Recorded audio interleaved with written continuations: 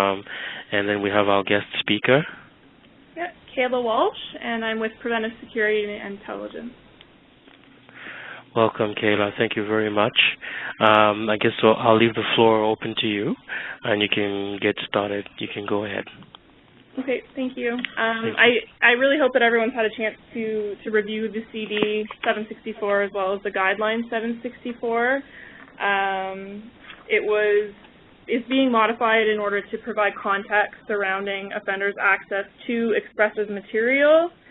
764 was last revised in 1999, so an update was urgently required. So we made several technical amendments, as well as expanded on the responsibilities of wardens as well as district directors. We've established more of a process for offenders' access to expressive material. And we've also created the Guidelines 764-1, which are new documents and coincide directly with CD 764 and provide more specific points of the process, I guess. The Correctional Operations and Program sector has been collaborating with Strategic Policy on the development of this process, as well as technical services and facilities.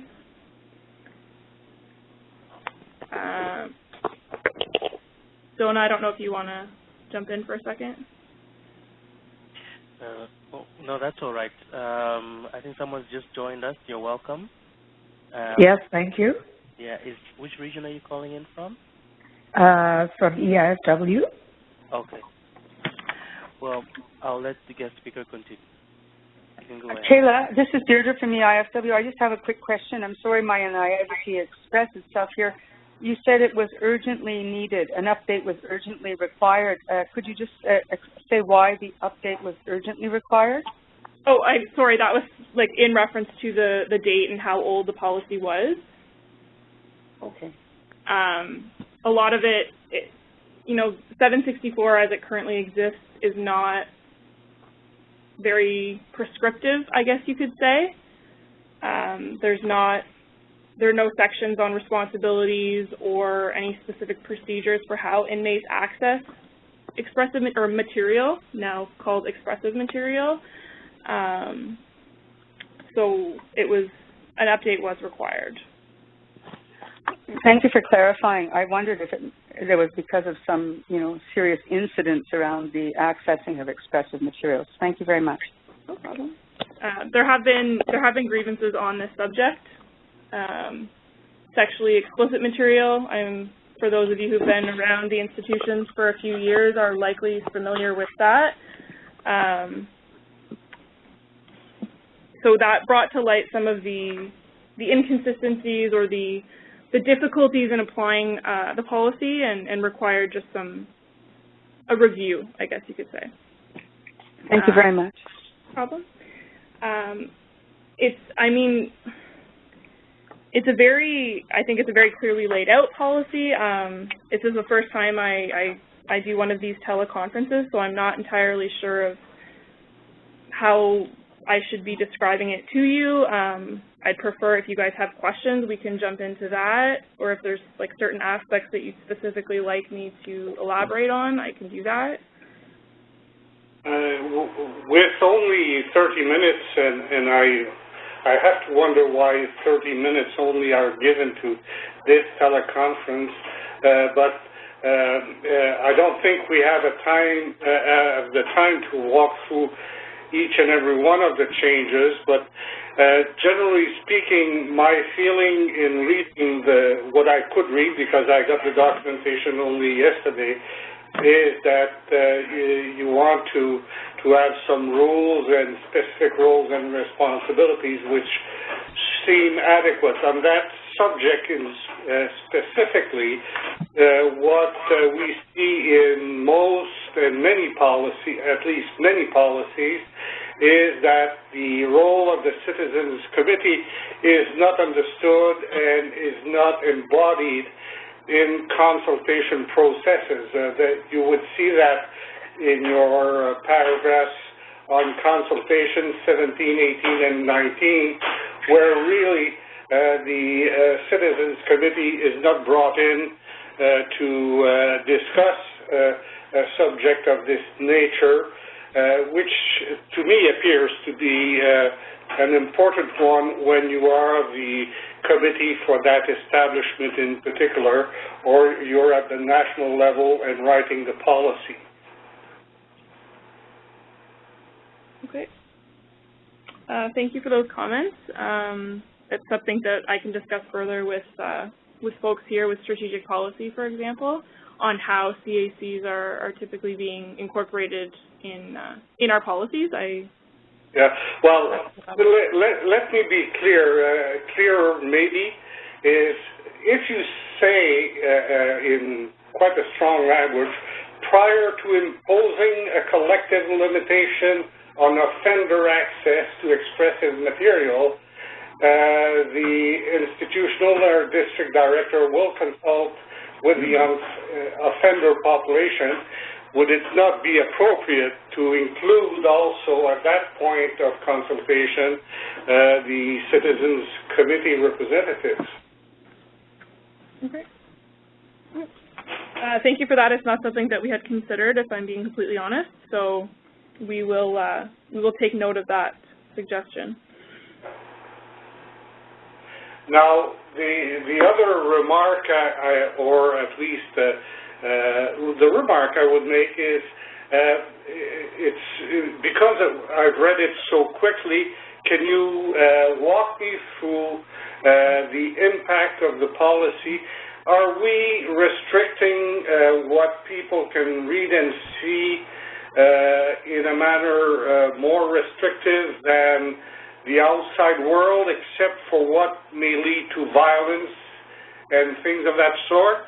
Or what are we trying to limit exactly outside of materials that can be used to commit some infraction internally or give indications of how to create a problem? What is it exactly that we are trying to exclude? I think you have a paragraph on that, but my reading was too quick. No, that's okay. There is a prescription in the policy. So the point of the policy is not to restrict. I just want to make sure that that's understood. There are certain forms of material that are not lawfully available within an institution, just like they aren't in the community, such as pirated copies of movies or music, and anything that depicts involving the sexual depiction of minors. So that is not allowed, it's not permitted, just like it's not in the community. Any expressive material that is lawfully available in the community is always considered to be included and allowed in the institution. To start with, there are two different types of limitations that can be imposed. There's the individual limitation, which means that one particular offender cannot have access to that certain type of material. And then there's the collective limitation, which is when an entire population cannot have access to that type of material. Examples of expressive material is really anything that you can think of that depicts the type of expression. We've also added it to include anything that depicts or promotes association with a security threat group, so a gang. That is something that you could consider imposing a limitation on. The policy is all about the wardens and the district directors using their authority appropriately and considering various factors prior to imposing a limitation.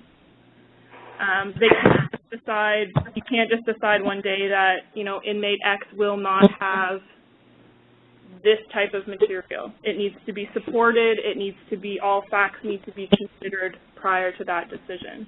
So the purpose is not to restrict, but it provides a framework if a restriction does need to be applied. Another question, if I may. could you give examples of restrictions applying only to individuals? I think I understand, but I'd like to understand a bit more clearly. Like, I'm just throwing like any example out there. This isn't based on anything. You could have one offender who, I don't know, whose index offenses are related to arson. Yes.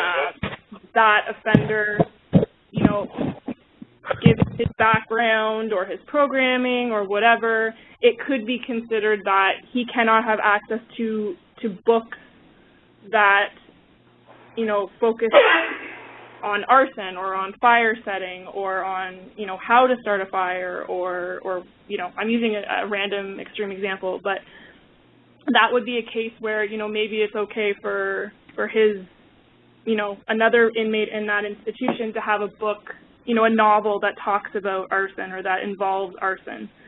But that for this in particular offender, it's not appropriate.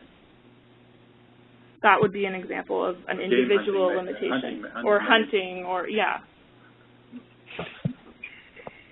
So how would the process work? The person in charge of the library would, or maybe a correctional agent would outline limitations to the librarian, and the warden would confirm restrictions. How would that work? So that's outlined in Guideline 764.1. Okay. So in order to justify the limitation, it has to be believed on reasonable grounds that he or she shouldn't have it for whatever reasons, and those factors that are considered have to be documented. You mentioned the consultation process, so consultation should occur with, you know, for example, the offender's case management team, the security intelligence officer, chaplaincy, Aboriginal liaison officer, etc. So it's a team approach, a team discussion, and then the warden would make the ultimate decision as to whether or not a limitation is going to be imposed, and that message would be transmitted to those who need to know. So that, for example, if the offender does try and take a book out of the library, you know, the librarian is aware that he or she should not be accessing that type of material. Thank you. This is Deirdre. I had a question, if I may. So, Kayla, when they say expressive material in any form that conveys an expression, message, thought, or attitude of mind, so does that also, would that include any sorts of political materials, any sorts of religious materials, for example? No, generally, that's types of expressive material that would be permitted. Because I know that, I mean, this goes back, you know, we read back and forth between the different areas, and so then they say, well, whatever is, you know, available lawfully in the community in a generally accepted way, and they've talked about the sorts of television programming or whatever. I just wonder because, you know, message, thought, or attitude of mind is so. I'm just repeating my question. So what was your answer to that? It's broad. So in paragraph 3 of the guidelines, you see that we've covered what you mentioned, and that, you know, expressive material that would generally be available to offenders includes social commentary, political protest, and cultural criticism, literary works and popular publications on mainstream subjects, religious and spiritual resources pursuant to CD 750, legal material, and educational items. So it is outlined in the policy that those are materials that would generally be available to offenders. I don't want to create or, you know, invent an extreme example of a religious text or a political text that may not be permitted, but it is there's always the possibility that the institution will decide that, based on various factors, there is a form of that material that should be limited. Again, I'm not going to throw out an extreme example, but in general, it should be permitted. Those types right, and I appreciate what you're saying. I think that, you know, the policy has to cover broad area, and then as you said, the intent is not to limit. Exactly. But there have to be some framework. And so in that sense, I think this is very good that you have worked to develop a framework so that things are not random in any way. Exactly. So I applaud you for that. Thank you. Yes. So then I ask you a direct question, like, do you see any particular area that, you know, earlier we were mentioning, okay, sometimes inmates have grieved, so would they be able to grieve now? And that the process would be different?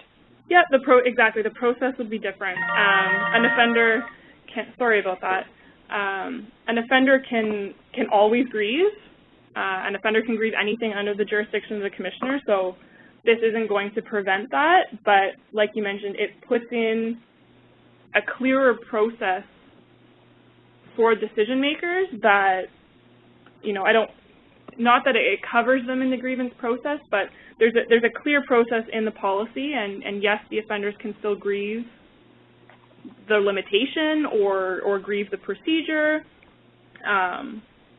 So we don't anticipate that grievances will subside on the issue, but this is providing decision makers with a clearer policy to use for their decision making. In such consultations on these documents, there's always the thought that we may contribute a suggestion, and outside of the suggestion to insert the role of the citizens committees. It may be a good suggestion as a last paragraph after 7, just to say that with regard to grievances, normal recourses under so-and-so are available. Okay.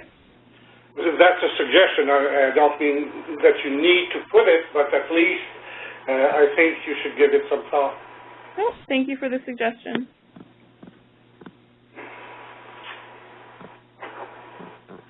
Were there any other questions across the country? Comments?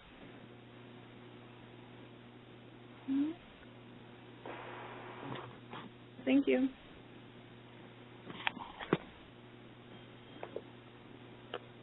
Donna, I don't know if you had anything to add.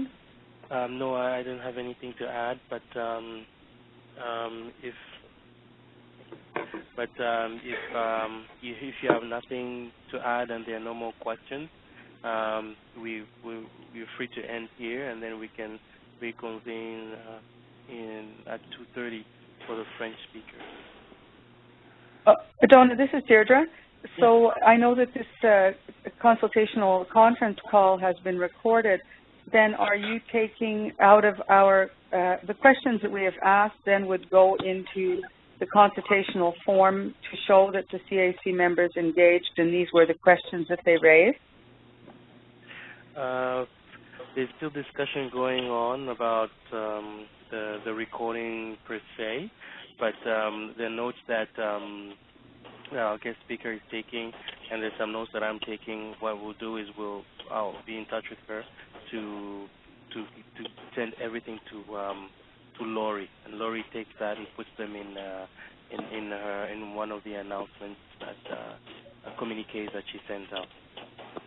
Okay, well that's good, because I would want Lori to have access to the questions we've raised. So thank you that you're taking care of that. Thank you very much. Yes, I'll be in touch with our guest speaker after the call. Thank you very much. You're welcome. I think if there's no more points raised and no more questions, maybe we can end here, and then we can reinitiate the call in 7 minutes. Okay. Thank you for organizing it, Donna. Thank you very much, Kayla, for your presentation. Thank you for your comments. Have a good afternoon. Thank you. Thank you, Kayla. I'll restart the line in 5 minutes. Okay, thank you.